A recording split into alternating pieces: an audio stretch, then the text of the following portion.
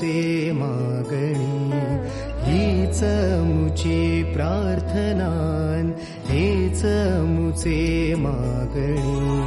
माणसाने माणसाशी माणसा समवागणे,